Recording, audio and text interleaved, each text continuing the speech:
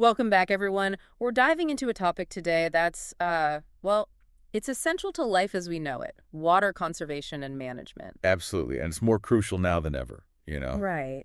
You sent over some research on this, Yeah. and wow, I gotta say, some of the stuff in there is pretty eye-opening. It really makes you think, doesn't it? Oh, yeah, for sure.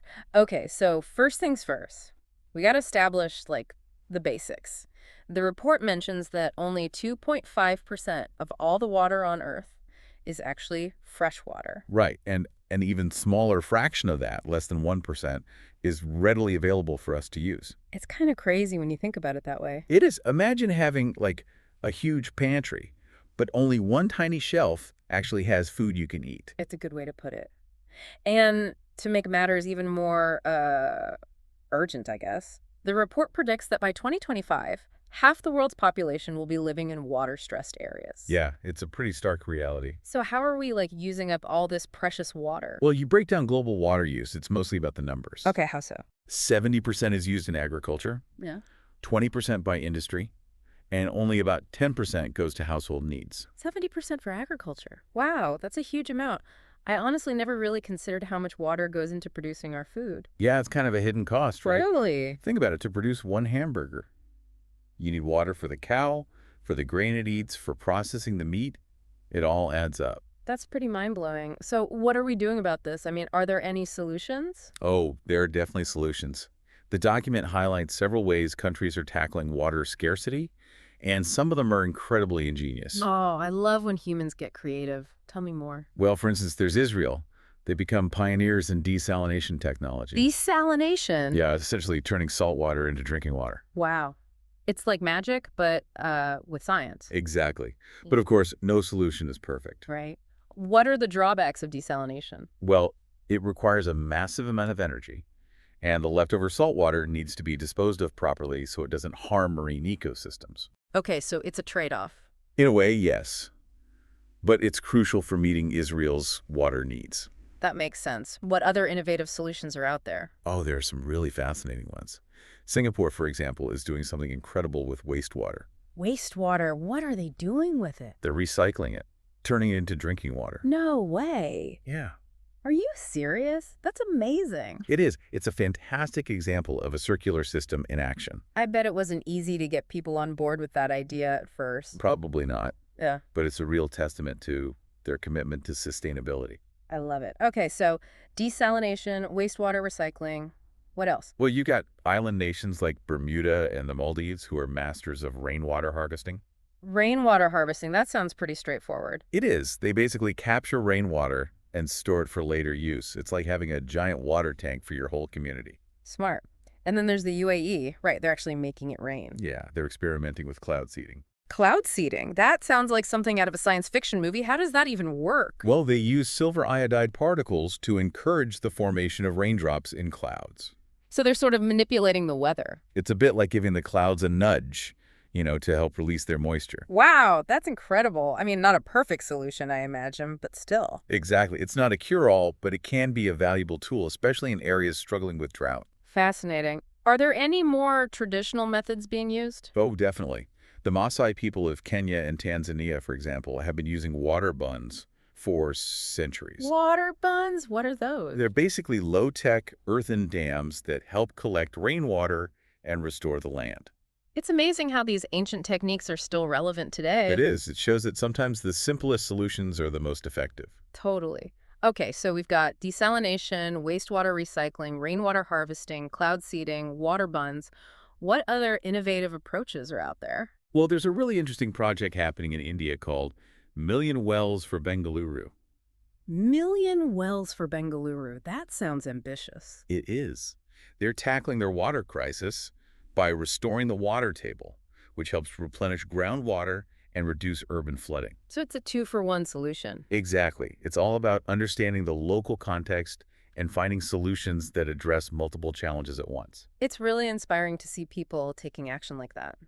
Speaking of action, the document also mentions Cape Town, South Africa, which faced a severe water crisis back in 2018. They called it Day Zero. Day Zero was a wake-up call, not just for Cape Town, but for the world. Yeah, I remember hearing about it. They were literally on the verge of running out of water. What did they do to turn things around? They implemented strict water restrictions, launched public awareness campaigns, and encouraged everyone to reduce their water usage drastically. And it worked. It did. It's a testament to what's possible when a community comes together in the face of a challenge. Wow. So we've talked about these big citywide initiatives, but what about things we can do on an individual level? I mean, what can one person really do to make a difference? Oh, there's so much you can do. Every drop we save counts, you know? I like that. Every drop counts. So what are some practical tips? The document has a whole section on water conservation at home, right? It does. And some of these tips are so easy, it's almost embarrassing. Okay, give me the lowdown. What can we do at home to conserve water? Well, first up, fix those leaky faucets. Even a small drip can waste hundreds of liters of water per year. Really? I never would have thought a little drip could be such a big deal. It's like a tiny hole in your wallet, constantly leaking money. Okay, that's a great analogy. What else? Shorter showers. Yeah. I know, everyone loves a nice hot shower, but even cutting back a few minutes can save a surprising amount of water. Good point. I'm definitely guilty of lingering in the shower a little too long. And if you really want to step up your water-saving game, consider switching to a low-flow shower head. I've heard those can make a big difference. What about washing dishes? Any tips there? Actually, using a dishwasher is more water efficient than hand washing. Really? That's counterintuitive. It seems that way. Yeah. But modern dishwashers are designed to use less water, especially when you run them with a full load. Huh. Well, you learn something new every day. I've Yeah. always felt guilty about using the dishwasher. No need for guilt. It's actually the more sustainable choice in this case. Good to know. What about the garden? Ah, yes, the garden. Lots of opportunities for water conservation there. The document suggests watering your plants early in the morning or late in the evening to reduce evaporation. Makes sense. I'm definitely guilty of watering in the middle of the day. We've all done it.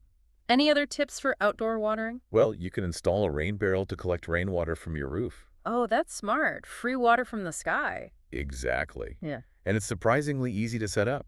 I'll have to look into that. What about the plants themselves? Any recommendations there? Choosing drought-resistant plants is a great way to reduce your water usage. Have you ever heard of xeriscaping? Xeriscaping, is that like some extreme gardening technique? Not at all. It just means designing your landscape with plants that thrive in dry conditions. Ow, so like cacti and succulents. Those are good examples, but there are lots of beautiful and diverse options. Cool, I'm learning so much today. Me too? It's really inspiring to see all these different ways we can conserve water, both at home and on a larger scale. I agree. It's all about being creative and finding solutions that work for different contexts. Speaking of solutions, are there any new technologies or innovations on the horizon that could help us address the global water crisis? Oh, absolutely. There are some exciting developments in water technology. One area that holds a lot of promise is atmospheric water generation. Atmospheric what now? That sounds pretty high-tech. It does, right. But the concept is actually pretty simple. These systems essentially extract moisture from the air and condense it into drinkable water. Wait, so you're telling me we can literally pull water out of thin air? It sounds crazy, but it's true. It's not magic, it's science. Amazing. Are there any other technologies like that in development? Another exciting area is nanotechnology. Scientists are developing filtration membranes that can remove contaminants from water on a molecular level. Wow, that's incredible. So we could potentially purify any source of water. Potentially, yes. Even wastewater could be made safe for drinking. That would be a game changer. Absolutely. Imagine a world without water scarcity. That's a world I want to live in. But technology alone isn't enough, is it? We need to change our mindset too, right? Exactly. We need to move from a mindset of abundance to one of conservation. Water is a precious resource, not something to be taken for granted. You know, going through this research, it really hit me that water is more than just a commodity. It's essential to life itself. I couldn't agree more. And it connects us all, from the tiniest organisms to the vast oceans. You've hit the nail on the head. Protecting water isn't just about saving a resource. It's about safeguarding our planet and ourselves. It's about ensuring a sustainable future for everyone. So, where do we go from here? What can we do to make a difference? Well, it all starts with education and awareness. The more we understand about water, the better equipped we are to make informed decisions. So we need to start talking about water more. Exactly. We need to spark a global conversation about water and its importance. And we need to turn that awareness into action. Absolutely. Every little bit counts. Every drop we save, every conscious choice we make contributes to a solution. It all adds up. Exactly. And it's not just about individual actions. We also need to hold our leaders accountable and advocate for policies that promote sustainable water management. Right, and support organizations working to protect our water resources. Yes, it's a multifaceted effort. We need to work together, be innovative, and commit to a water-secure future for all. This deep dive has really been eye-opening. I feel so much more aware of the issue and motivated to make a difference. Me too. It's inspiring to see all the amazing work being done around the world to address this challenge. Okay, but before we wrap up this part of our deep dive, I want to touch on one more thing. The document mentions that the global water crisis is not just an environmental issue, it's also a social justice issue. That's such an important point. Access to clean water is a basic human right. But billions of people around the world still lack access to this basic necessity. It's heartbreaking, really. And the impacts of water scarcity often hit marginalized communities the hardest. It's like a vicious cycle, right? Poverty, inequality, and lack of access to clean water, they all feed into each other. Exactly.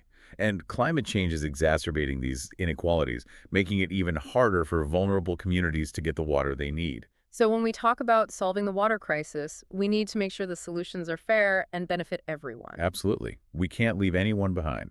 It's a complex issue with a lot of layers. It really highlights how interconnected we all are. You're right. We're all part of this intricate web of life, and water is at the heart of it all. You know, one quote from the document really stuck with me. It said, "The wars of the next century will be fought over water." That's a sobering thought.